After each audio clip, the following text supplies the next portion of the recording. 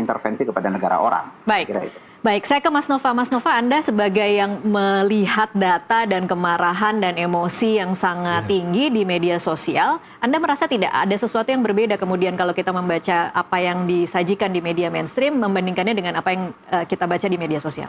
Kita lihat sentimen percakapan publik ya Mbak ya. Percakapan publik itu terhadap pemerintah dalam kasus, dalam isu perang Israel-Iran ini, 42% cukup positif terhadap pemerintah, 20% negatif terhadap pemerintah, dan 36% sisanya netral-netral saja.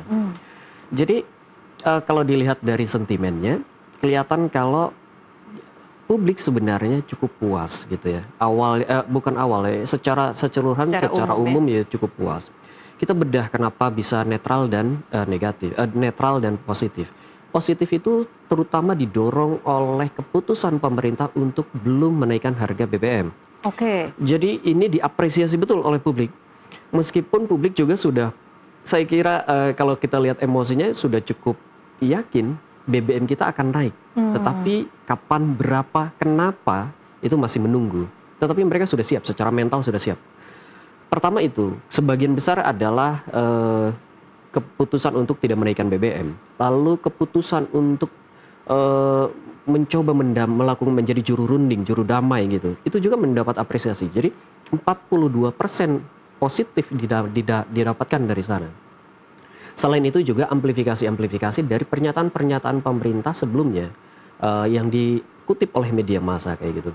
Nah, kalau kita bahas yang netralnya, netral ini kebanyakan berasal dari amplifikasi pemberitaan di media online. Nada-nada pemberitaan media online di kita, media mainstream gitu ya, media mainstream di kita memang kelihatan cenderung cukup netral terhadap pemerintah. Misalkan ketika banyak sekali pengamat yang mengingatkan potensi APBN kita bleeding karena asumsi harga minyaknya jauh sekali dengan real,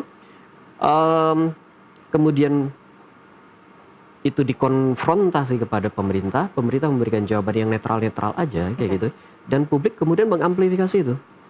Jadi sekitar 36% pembahasan tentang peran ini netral saja kepada pemerintah, sebagian besarnya adalah didorong oleh pemberitaan yang juga cukup netral terhadap sikap pemerintah atau rencana pemerintah menghadapi perang Iran-Israel. Saya kira itu yang paling banyak kenapa terjadi ya, perbedaan emosi yang cukup signifikan. Selain media juga kan saya kira harus memiliki kewajiban untuk harus melakukan cover both sides dan sebagainya kayak gitu. Ada fungsi edukasi dalam pemberitaan dan seterusnya. Itu yang membuat pemberitaan saya cukup kalau menurut saya itu cukup baik. Tetap berbicara dengan data-data, saya kira tetap berbicara dengan data-data, tetap netral saja sentimen pemberitaannya, tidak harus melakukan penilaian gitu ya. Iya. Tetapi juga jujur, saya kira datanya seperti ini bagaimana di lapangan, bagaimana pernyataan A, pernyataan B, pernyataan ahli, pernyataan akademisi, pernyataan pakar, itu juga tetap disampaikan. Oke, Mas Nova, tapi kalau mengamati perbincangan yang cukup meningkat, tadi Anda mengatakan kan mungkin terjadinya cukup tinggi di 28 Februari ke minggu-minggu pertama Maret, kemudian baru tinggi lagi ketika ada Unifil, 3 tentara kita yang kemudian menjadi korban. Ini kalau Anda melihatnya atau apakah bisa dicari atau tidak ya Mas Nova, ada indikasi keterlibatan bot atau intervensi asing kah? Ini yang menarik dalam percakapan ini adalah keterlibatan botnya itu ternyata cukup signifikan. Ada sekitar 7-9%. Fluktuatif setiap waktu berbeda-beda. Bisa ketahuan dari dalam atau dari luar negeri? Dari dalam negeri, justru dari luar negeri. Okay. Iya. Kebanyakan bot ini beroperasi pada saat terjadi perdebatan argumentasi. Apakah serangan kepada Iran itu bisa diterima atau tidak? Tadi sudah disampaikan beberapa argumentasi. Penolakan atau penerimaannya. Ada argumentasi ideologi, ada argumentasi ekonomi, ada argumentasi religius, dan seterusnya. Iya. Nah, percakapan dengan menggunakan bot atau atau katakanlah buzzer kayak gitu, terutama terjadi di percakapan pertukaran narasi, pertukaran argumentasi yang heavy, yang berat sekali pada wilayah religi, argumentasi religi. Apa tuh misalnya pembahasan? Jangan lupa di awal-awal serangan banyak sekali pernyataan di media sosial yang mengamini, yang mensyukuri meninggalnya Khamenei. Oke. Iya. Itu kemudian dijawab. Nah, kemudian kalau ketika kita lihat, ini yang kemudian tadi saya sempat tanyakan ke Mas Saidiman ya, untuk kemudian mengetahui apakah memang jangan-jangan ada sentimen seperti itu yang melatar belakangi angka-angka yang kemudian agak bisa dipertanyakan lah ya kira-kira mungkin. Tapi memang itu ada ya, pembicaraan itu memang ada perbincangan seperti itu. Apakah harus dukung Iran atau tidak? Atau apakah kita harus dukung serangan Amerika Serikat atau tidak? Itu dilatar belakangi dengan sentimen negatif terhadap pimpinan Iran. Betul, terhadap Iran secara keseluruhan. Bahwa dia adalah Syiah, katakan begitu saja. Bahwa dia bukan bagian dari Islam, kayak gitu. Sehingga serangan ke negara itu bisa dibenarkan atau tidak. Tapi kalau sekarang seperti apa, Mas Nova? Masih seperti itukah sentimennya? Di awal seperti itu ya. Kemudian percakapan itu banyak sekali yang mengingatkan. Banyak yang mengedukasi. Saya merasa banyak yang mengedukasi. Betul, banyak yang mengedukasi. Ini bukan peperangan, bukan tentang agama. Peperangan itu tentang kemanusiaan. Peperangan itu tentang hidup. Siapapun dia harus diberi kesempatan untuk hidup. Tidak ada baiknya peperangan.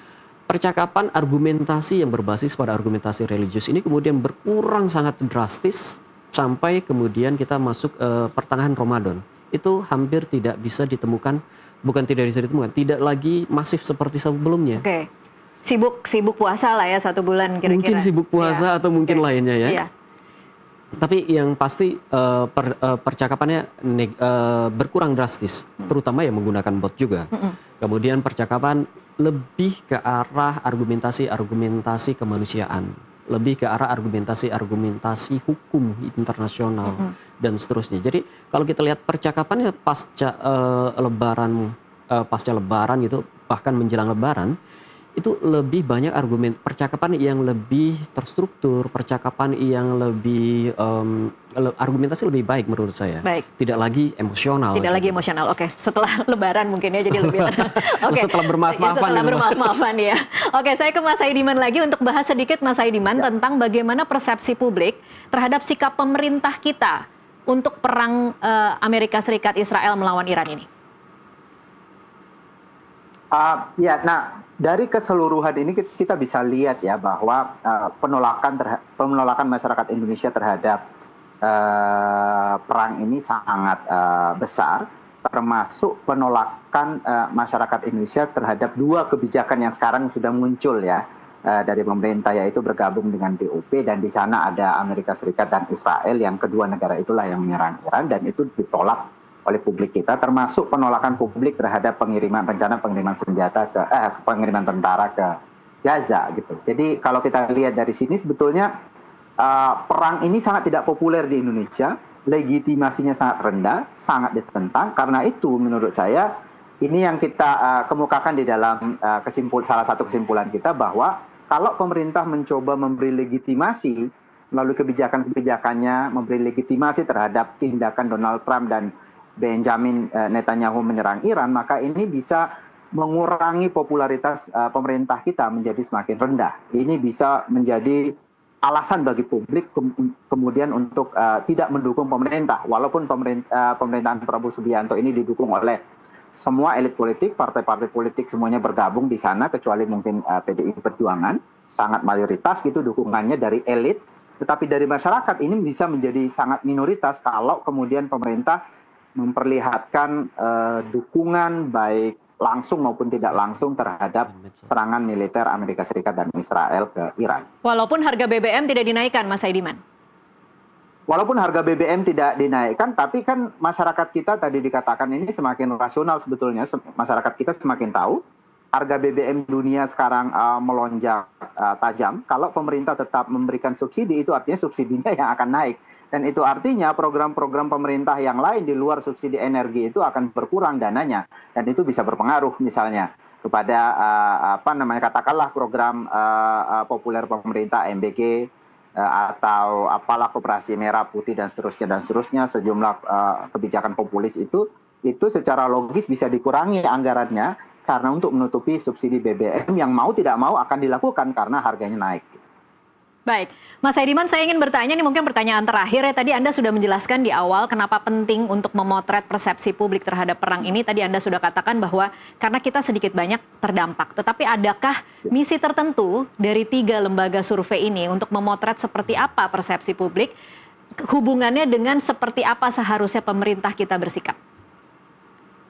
Ya, itu tentu salah satu. Lagi-lagi alasan utamanya itu adalah karena kita terdampak dan pembicaraan mengenai perang ini kan sangat masif di Indonesia dan kita dalam rangka kepentingan studi, kepentingan akademik kita belum punya data-data yang empiris yang menunjukkan sikap publik sendiri dan kemudian kemauan untuk berpartisipasi dalam segala bentuk ya. Tentu saja kita tidak tanya apakah mereka mau ikut berperang di sana dan seterusnya, tapi kita coba tanya misalnya apakah mereka mau bergabung dengan relawan untuk kemudian mensosialisasikan alasan-alasan Amerika dan Israel melakukan perang itu, dan ternyata kita temukan baik dari sisi sikap maupun tindakan itu sangat rendah dukungannya, dan itu tadi yang saya katakan. Dan kita juga melihat bahwa pemerintah kan ini sampai sekarang kan belum secara sangat tegas ya menentukan sikap. Iya, atau jangan-jangan Mas Saidiman memang kita harus berpikir ini tidak penting, tidak terlalu penting atau tidak menjadi prioritas pemerintah untuk disikapi karena mungkin tidak terlalu mengancam pemerintahan saat ini. Meskipun tadi Anda mengatakan bahwa ketika ini terus-menerus tidak disikapi dengan tegas akan menurunkan popularitas, siapa tahu memang pemerintah cukup percaya diri bahwa ini memang tidak penting. Nah, menurut saya dari data ini justru menjadi peringatan buat pemerintah. Mungkin selama ini tidak punya data, ini peringatan buat pemerintah untuk disikapi. Jangan salah gitu mengambil sikap dalam soal perang ini. Walaupun kita tidak terlibat perang, tapi sikap pemerintah ini akan sangat menentukan apakah publik akan tetap memberi dukungan terhadap pemerintah atau tidak. Karena ini isu yang sangat populer dan kecaman publik, penentangan publik terhadap serangan itu sangat besar. Kalau pemerintah misalnya main-main dengan melegitimasi serangan itu atau sampai sekarang tidak mengambil sikap yang jelas, menurut saya ini bisa berpengaruh terhadap bukan hanya legitimasi publik yang besar terhadap yang kecil terhadap serangan itu, tapi juga legitimasi pemerintahan sendiri bisa berkurang karena sikapnya yang salah misalnya di dalam mengambil sikap terhadap perang tersebut. Baik.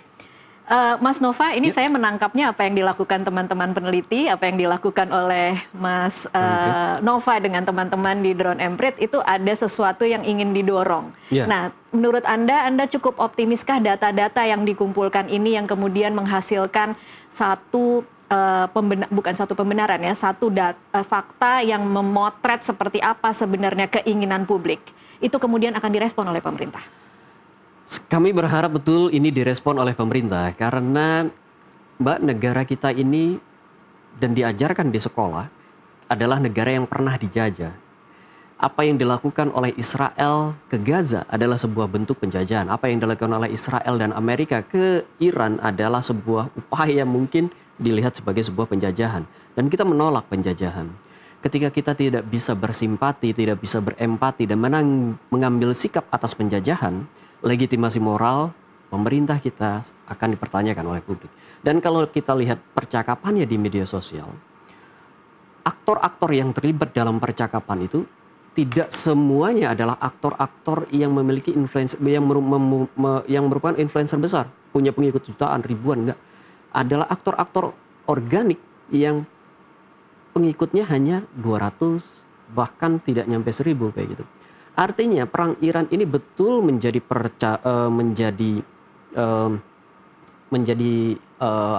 perbincangan di media sosial. Ini diawasi betul oleh publik di media sosial, bukan oleh satu kelompok tertentu, tapi oleh semua publik di media sosial. Karena dampaknya, karena legitimasinya, dan karena banyak hal. Oke, baik. Terima kasih Mas Nova. Mudah-mudahan apa yang dikerjakan oleh Mas Saidiman dan rekan-rekan dan Mas Nova kemudian memang bisa didengar, dijadikan bahan untuk kemudian bersikap dan memutuskan sesuatu yang lebih bisa sesuai dengan apa yang menjadi harapan dari publik Indonesia. Terima kasih Mas Saidiman dan juga Mas Nova untuk waktunya bersama kami di hari libur ini. Terima kasih sudah datang ke studio. Terima kasih Mas Saidiman untuk waktunya bersama kami. Dan pemirsa, tetaplah bersama NTV Prime. Kami masih akan kembali usai jeda. Dari survei dan jejak digital terhimpun, 83% publik menolak agresi, namun benih polarisasi tetap ada. Kami tutup dialog dengan satu pesan jernih, cek fakta, redam emosi, dan jaga persatuan bangsa. Perang bukan hanya di dunia nyata, tapi juga terjadi di benak dan di gawai warga. Mari jadi publik yang cerdas dan berkontribusi untuk sesama. Sampai di sini NTV Prime Dialog hari ini. Jangan kemana-mana, NTV Prime masih akan segera kembali.